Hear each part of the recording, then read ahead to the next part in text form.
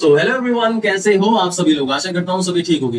दोस्तों, आज जो ये वीडियो मैं लेके आ रहा हूँ ये है कैसे आप लोग अपना 12th क्लास का इंग्लिश का जो सिलेबस है वो 10 डेज के अंदर कर सकते हैं टर्म वन के लिए।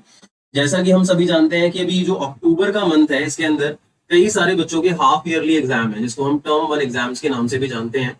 तो वहां पे बच्चों को चिंता है कि यार मैं सिलेबस कैसे कंप्लीट करूँ इंग्लिश का। देखो, कोई टेंशन मत लो, ठीक है, क्योंकि मैं तुम्हारे साथ हूँ और अगर मेरी बात को ध्यान से सुनोगे तो ऑब्वियसली आप एग्जाम में पास तो होगे ही, लेकिन साथ के साथ बहुत अच्छे मार्क्स भी लेके आओगे।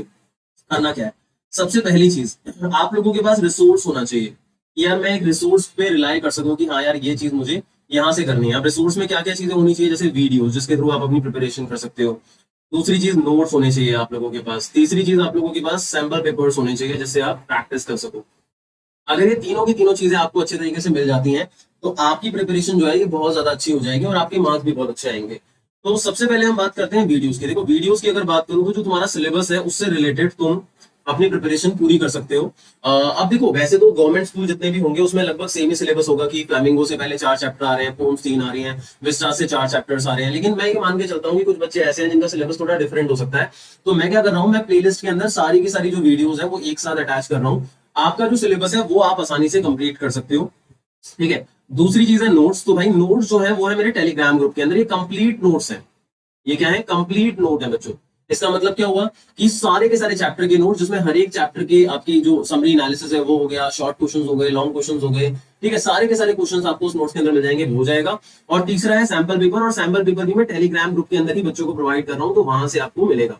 अब बात करते हैं स्ट्रैटेजी की। देखो, सबसे पहली चीज इस बात को समझो, अगर आपको अपने सिलेबस को कंप्लीट करना है और इफेक्टिवली कंप्लीट करना है तो सबसे पहली जो चीज होती है वो है कि नो योर सिलेबस। इसका मतलब आपको अपना सिलेबस पता होना चाहिए। अब भाई तुम्हें सिलेबस तो पता नहीं है और तुम तैयारी करने के लिए निकल गए हो तो कैसे चलेगा। तुम्हें पता ही नहीं है जाना कहाँ है और बस घर से बाहर निकल गए हो, तो ये तो बेटा हारना हो गया, ठीक है, हारना नहीं है, ठीक है। सिलेबस पता होना चाहिए।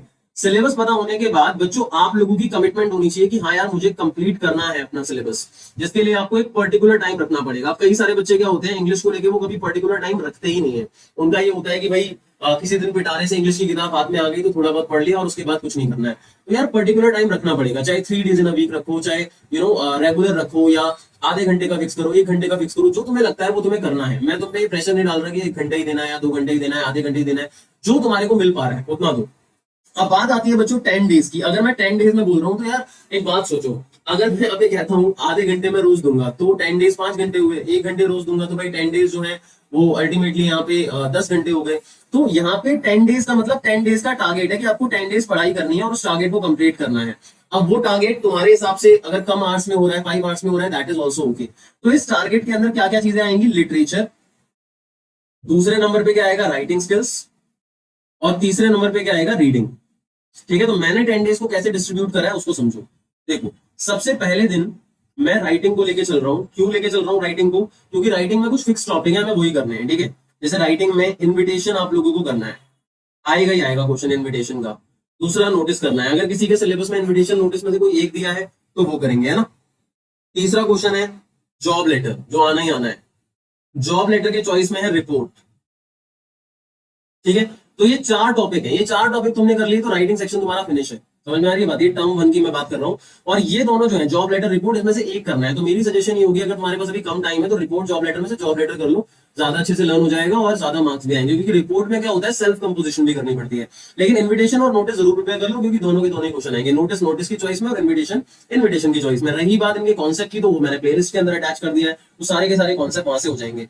तो मैं ये मान के चलता हूँ कि तुमने इन्विटेशन और नोटिस डे 1 में कर लिया और जॉब लेटर और रिपोर्ट डे 2 के अंदर कर लिया, तो ज्यादा से ज्यादा राइटिंग स्किल्स कितना टाइम लेगा, ज्यादा से ज्यादा राइटिंग स्किल्स कितना टाइम लेगा, 2 दिन ले लेगा। फिर इसके बाद मान लेते हैं हम लिटरेचर ले रहे हैं, ठीक है भाई। अब लिटरेचर में हम मान के चल रहे हैं कि फ्लैमिंगो जो आप लोगों की बुक है उसके अंदर 4 चैप्टर आ रहे हैं, ठीक है। चैप्टर की बात करें तो 4 आ रहे हैं, और उसी जगह पोम्स की बात करें तो 3 आ रही हैं, ये मान के चलते हैं। और उसी जगह अगर हम विस्टास की बात करें तो विस्टास में भी मैं मान के चलता हूँ कि 4 चैप्टर्स आ रहे हैं, ठीक है। तो टोटल कितना हुआ, 4 4 8 3 11, ठीक है। आपको क्या करना है, आपको 2 रोज करने हैं, और 2 करना बहुत मुश्किल नहीं है बच्चों, बहुत आसान है। लेकिन ये चीज ध्यान रखना, जब आप 2 करोगे एक दिन के अंदर तो आपको उसके जो इंपॉर्टेंट क्वेश्चंस है ना वो भी जरूर करने हैं। जो मैं वीडियो एक्सप्लेनेशन मेरी है चैप्टर की, उसके अंदर इंपॉर्टेंट क्वेश्चंस भी मैंने बता रखे हैं, तो आपको वो जरूर करने हैं, ठीक है। तो इसका मतलब मैं ये मान के चलता हूँ कि ये सारा का सारा काम आपका 6 डेज के अंदर हो जाएगा।